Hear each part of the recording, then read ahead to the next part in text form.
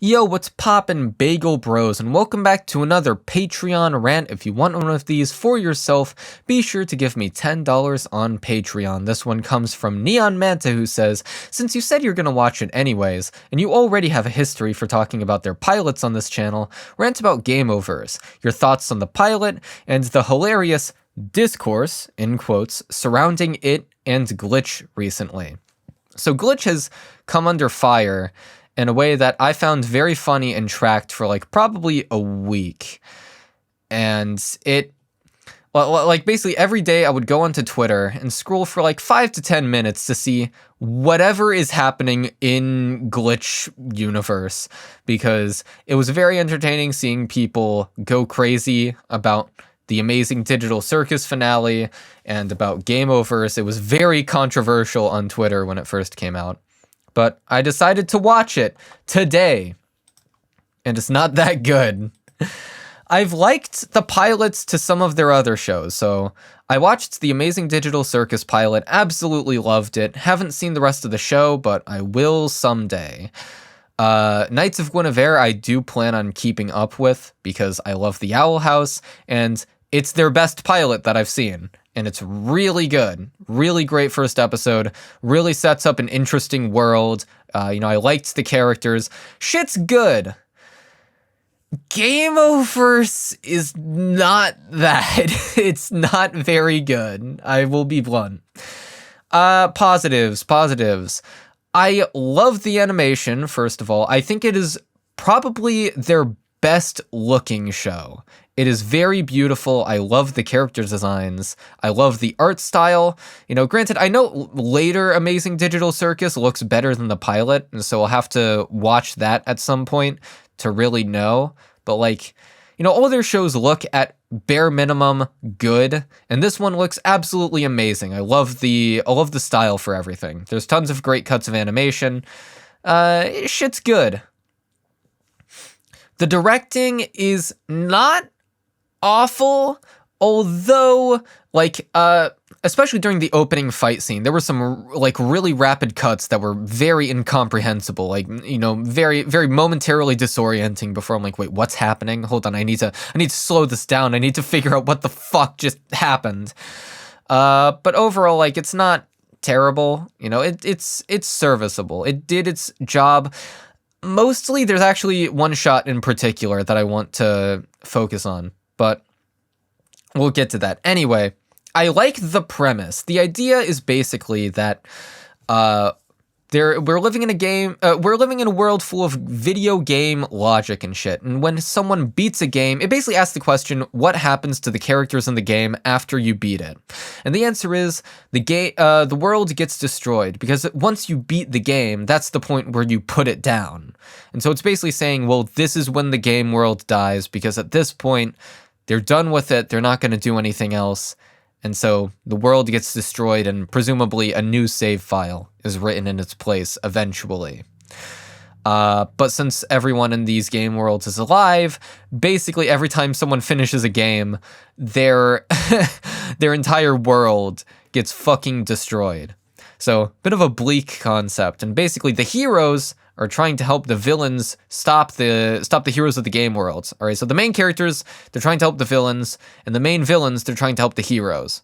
So it's a bit of a reverse scenario. All right, that's the positives out of the way. First of all, there are so many little contrivances and awkward bits that just got on my nerves. Every few minutes there would be something that annoyed me. Okay, first of all, I took notes as I went on. So, let's see. Because I want to not, I'll just go in order. So, we first start off with a contextless action scene. Well, not entirely contextless. We know that Kit is trying to protect her village, and we later learn that she's the hero of this game world and that she beat the villain, and that, this is a plot-relevant scene. It is Kit's motivation for what she does, which is trying to stop villains from defeating, or trying to stop heroes from defeating the villains so that the game worlds get destroyed. However, starting on it was a really bad choice. I immediately was like, this should be like woven into the episode slowly, because when you start on a big flashy action scene, I'm just like, well, there's no stakes. There's no reason for me to be particularly invested in it, because I don't know who these people are. I know vaguely that they're villains and they're trying to destroy the village, but like, other than that, I have no reason to understand what's going on or why it's happening or who these characters are, or who these villains are, or why I should care.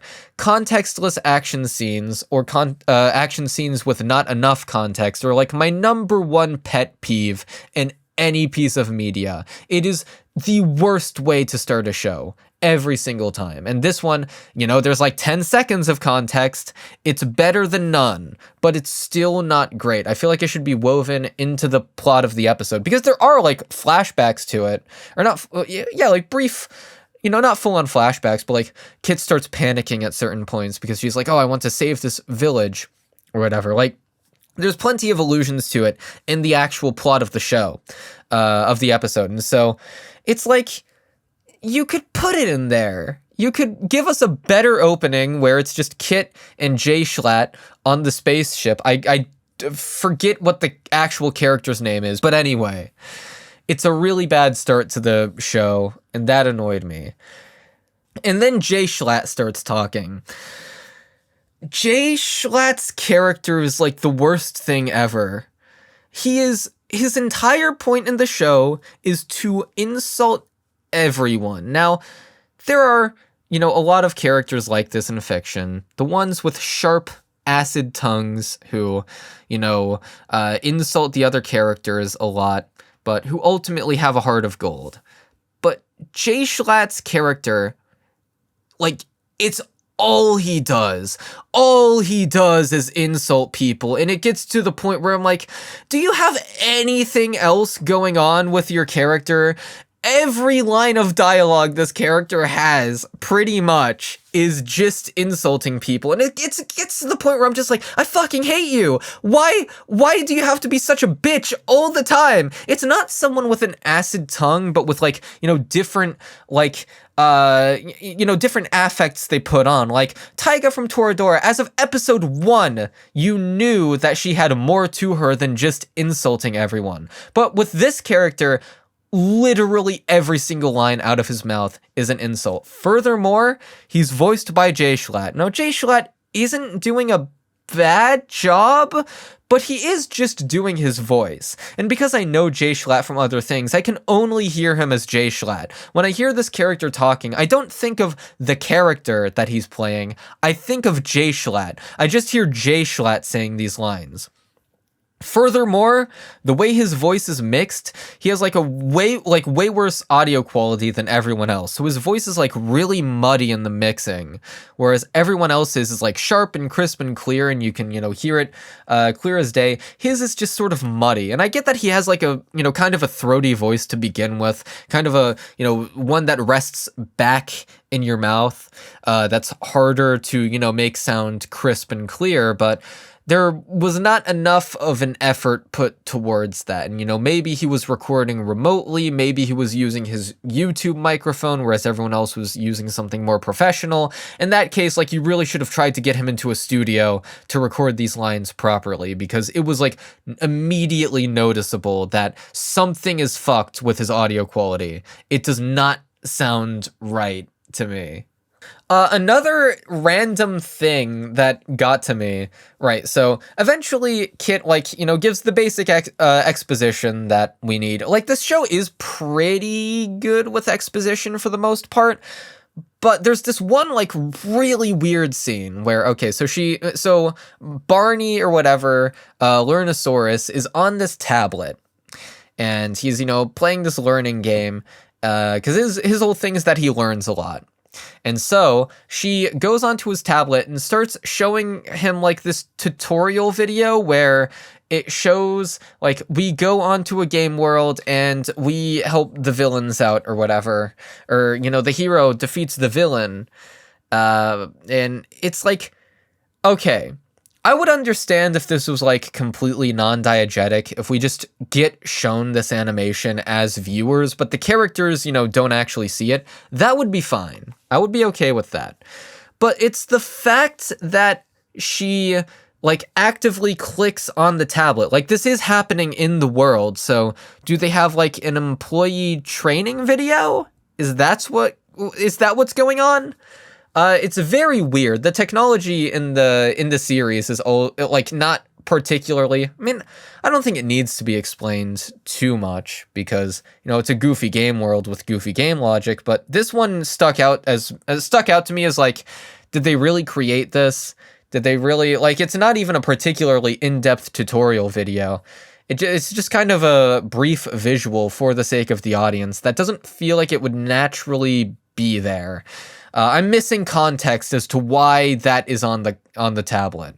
So then there's like a few redundant lines throughout the episode as well that I really didn't like. So Jay Schlatt, when their ship is being attacked, he's like, if we get hit even once without shields, we're boned. And then he starts trying to fix the shield. And it's not like completely unrealistic that he would say this, but it is a little clunky. It is like he's telling it to Kit, who should know already. Maybe Lurnosaurus is also there, so maybe he's talking to Lurnosaurus, but like it feels very redundant to say when like Kit should already know this. Like if I was imagining the most natural line, the most natural path for this conversation to take, I would just have him say like, we don't have shields up, I need to fix them. And like we don't need to be told that if they get hit once without shields, they're boned, because like the urgency in his voice is going to sell that, and then they get hit anyway, so we know, like we'll know sooner or later. Like, it doesn't matter that much that we specifically set up, hey, we can't get hit once. Like, thanks. But the especially bad one is when the ship appears in the game world that they fall on, and Kit says, the syntax are following us into the game world. Thanks. I know. I see them. Thanks, Kit. Are they writing this show for the blind? Okay, but after this point, I will say, like, I stopped getting hung up on every little detail because the show does get better a little bit. Because, you actually get into the plot of the episode, you get past all the clunky exposition, you get past the immediately pretty bad action scene at the beginning of the show, and stuff starts actually happening. We have Flappers, who's a very lovable character, going through the game world as the hero. He turns into a buff dolphin, and that's funny. I like his voice. I like that he can't read. That's pretty funny. But I guess my main issue from this point forward would be that the characters are, like, not at all interesting. Like, not even remotely. So Jay Schlatt, I've already covered. He's annoying. Lurnosaurus is probably the best of the main three, because I like the contrast of, like, he's this little cute dinosaur, but he has this, like, old man voice, and, his mission in life is to learn, and it's, I learn things so quickly.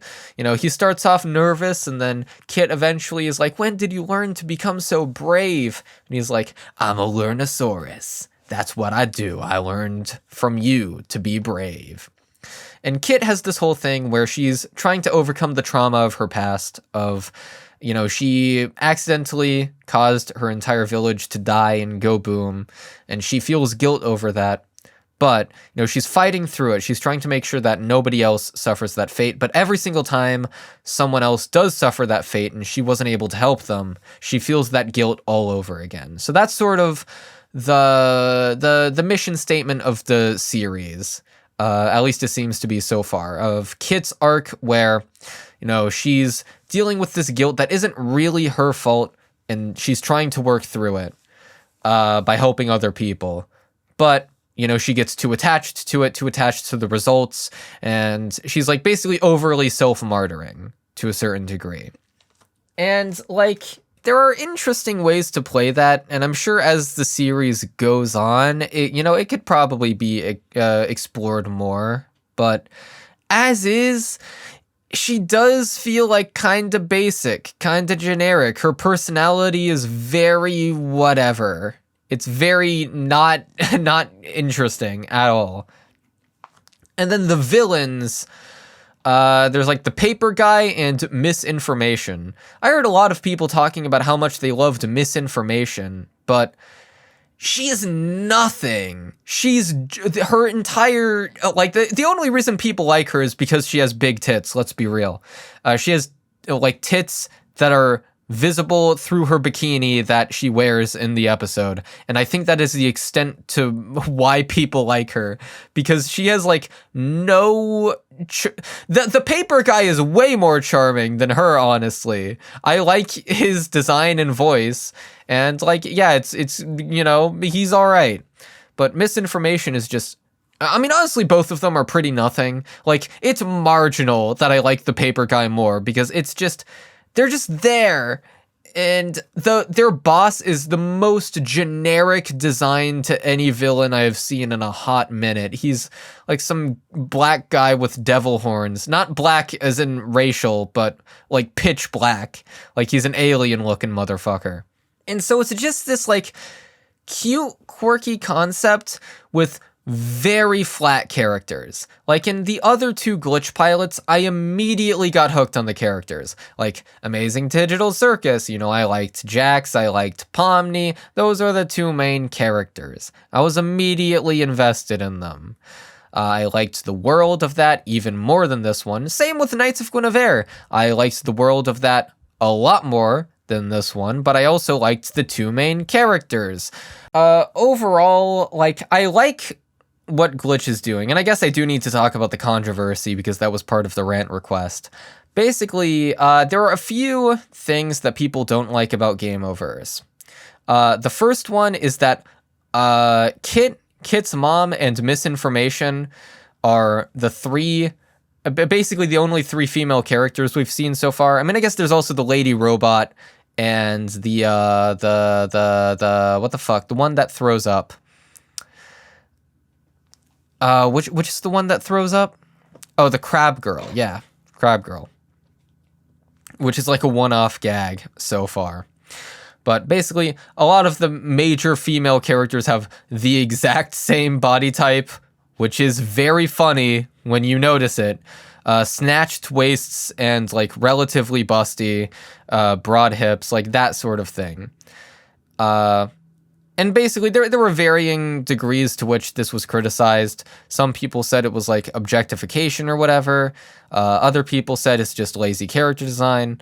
I tend to not care as much, but admittedly, the fact that it is literally the exact same body type is a little conspicuous, I won't lie. I did notice it throughout the episode.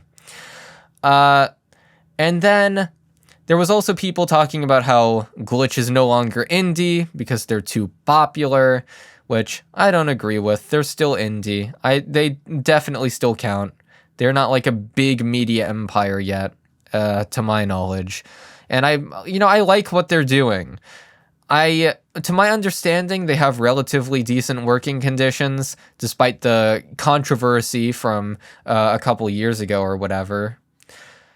Like, overall, I do hope Glitch succeeds. Hey, Future Crunchy here. So in the original rant, this was about where I wrapped things up. However, I actually wanted to interject here because I neglected to mention the dumbest of Glitch's recent controversies on Twitter, which was involving how they sell merch with like brand new pilots for shows to try and get them off the ground.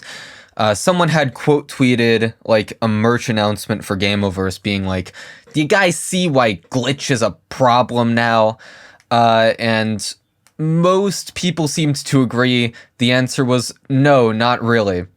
And obviously it's okay to promote yourself with merch within reason. Like, obviously a lot of clothing is made in not the greatest working conditions, and I don't know how Glitch in particular sources the materials for their merch, but absent of them being like horrifically or uniquely horrible or whatever, there's nothing inherently wrong with selling merch. And something I wanted to comment on is the sort of the economics of glitch and why this would be like extraordinarily necessary, because people were pointing out how other cartoons didn't have a whole lot of merch while they were running, which I can't really verify. I don't have the data for that. People were saying like, oh, Gravity Falls didn't have much merch until after it was wrapped up or whatever.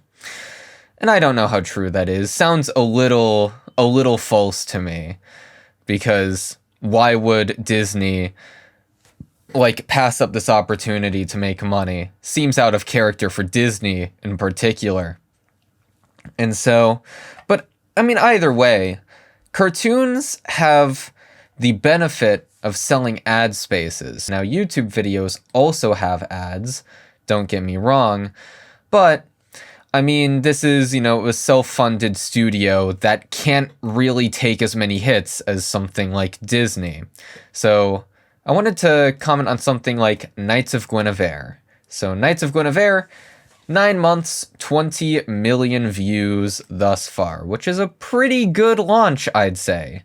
However, 20 million views, that's a lot of money, but it's not necessarily as much as you might think. So like I'm going off of my own ad rates. So let's see, it's like a 25-minute pilot or something like that. I'm looking at my horse race test video that has $5,000 of ad revenue, just about.